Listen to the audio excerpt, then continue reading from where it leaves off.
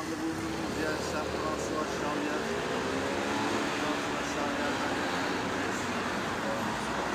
Charles de Gaulle Etröy'ün başkanı çıkacağız. Oradan da Trafalgar Meydanı'na gideceğiz. Bulunduğumuz yerde Ekol Militer'e yakın. Ekol Militer'e bir halı satıyor. Böyle güzel bir hastane kahvaltımızı yaptık. Şimdi Etröy'de buradan hemen 17 hattıyla Charles de Gaulle Etröy'e ulaşacağız.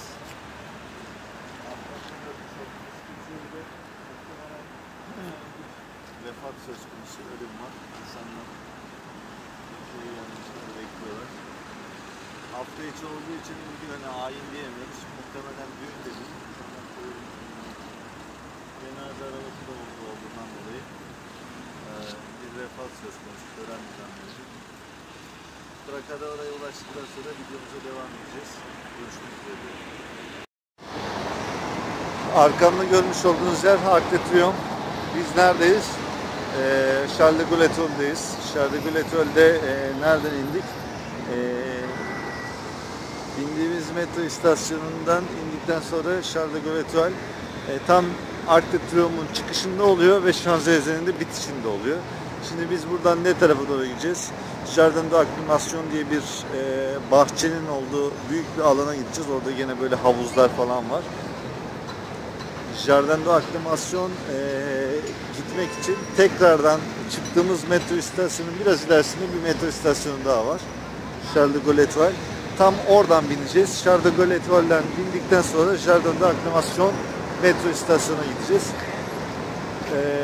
Şimdi bakın hava o kadar sisli. Arkamda Eyfel'i görüyorsunuz.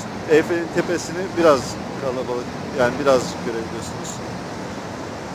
Bu binanın üstünde de çıkılıp Champs-Élysées'i izleyebilirsiniz. Champs-Élysées'e tamamıyla kış bakışı olarak hakim Arc de Triomphe.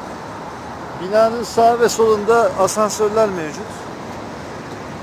Buradan baktığınız zaman da öbür cadde, yani Champs-Élysées olan cadde, onun dibinde de bir dönme dolap var. Bu dönme dolapla buraya kadar olan mesafeyi de görebiliyorsunuz. Buradan orayı da görebiliyorsunuz. Ama her ikisi de Eyfel'den yüksek değil tabii ki. Paris'i farklı bir açıdan bakmak istiyorsanız bir de Montparnasse'ın büyük bir kulesi var. Yani Montparnasse'daki kule Paris'teki en yüksek kulelerden bir tanesi. Yeni olan bir kule değil. Çok eskiden yapılmış bir kule. Geçen sene ben oraya çıktım. 54 katlı. En üst katında bir şeyler de yiyip içebiliyorsunuz. Oradan da Paris'i kuş bakışı olarak izleyebilmeniz mümkün. Şimdi biz tekrardan metroya gideceğiz. Metroya girdikten sonra Jardin d'Acclimation'a gideceğiz. Oradan çekimimize devam edeceğiz. Görüşmek üzere diyorum. Evet, şu anda Jardin d'Acclimation'a yakınız. Tabela oraya gösteriyor. Jardin d'Acclimation. Burası muhit olarak da zenginlerin oturduğu bir muhit. Şimdi bizdeki ispark var ya, burada olay şöyle işliyor. Eğer burada eviniz yoksa kalacağınız saate göre para atıyorsunuz ve fişi camın önüne koyuyorsunuz. Eğer bu fişi camın önüne koymazsanız trafik geldiği zaman direkt cezayı kesiyor. Hani cezayla 50-60 euro olsa çok çok sevinirsiniz. En az 300-400 euroluk bir ceza evinize geliyor. Ama burada oturuyorsanız camların kenarında birer etiket göreceksiniz. Bunların her biri belediyeden alınmış etiketler. Burada oturduğuna dair ibare.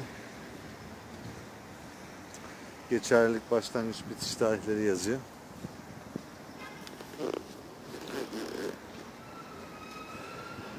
Ya buradaki evleri görüyorsunuz ya, bunlar hani şato değil, normal insanların yaşadığı evler.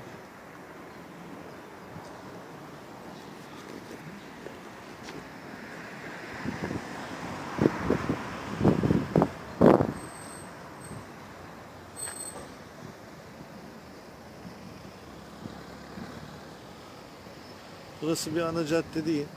Normal caddesi. Ancak gördüğünüz gibi gayet geniş caddeleri var. Paris aslında çok örnek bir şehir yani.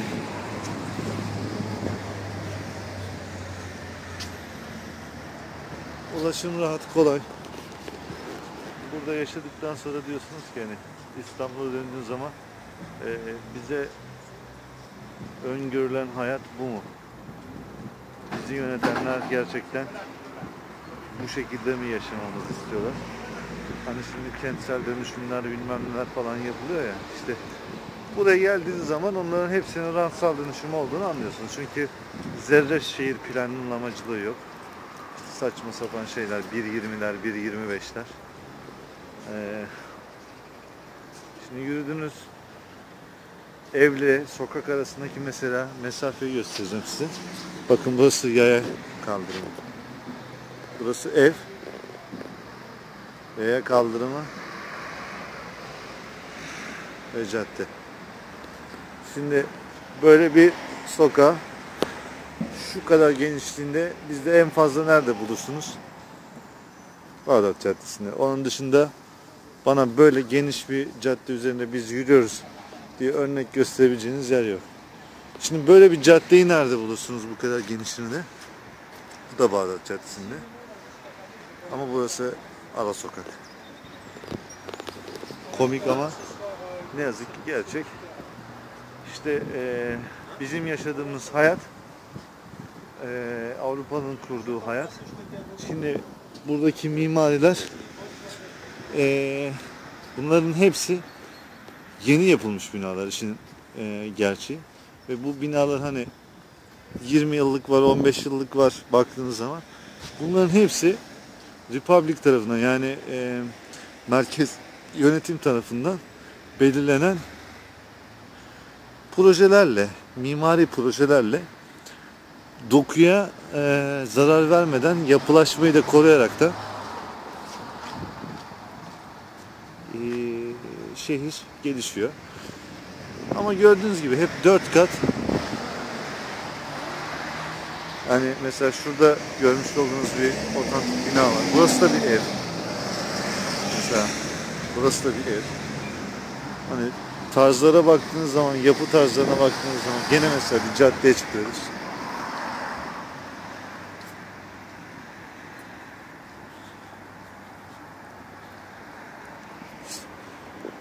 Ara sokaklardan geçiyoruz. Sanki şehrin içinden geçiyorsunuz gibi bir hissiyat uyandırır size ama öyle değil.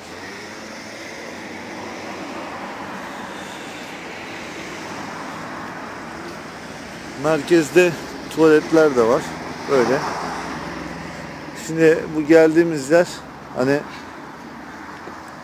böyle bize göre çok büyük park da hani bizde var ya Göztepe'de Özgürlük Parkı falan filan. İşte bunlar da devletin yaratmış olduğu yeşil alan parklar. Bizdeki Özgürlük Parkı gibi yerler her iki bulvar sokak arasında zaten öyle kocaman yerler var. Onlar park falan değil yani. Bunlar buradaki yaşayan insanlar için gayet normal yeşil alanlar. Paris'in her tarafı yemyeşil.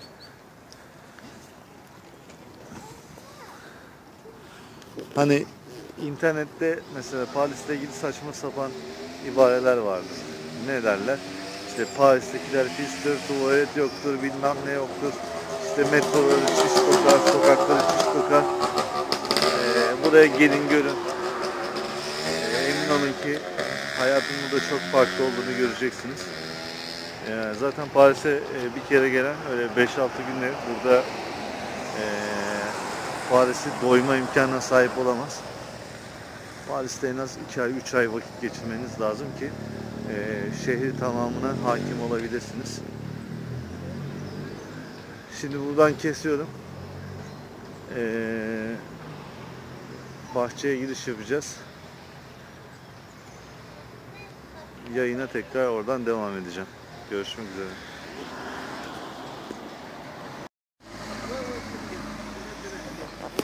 Şimdi Jardin d'Acclimation'da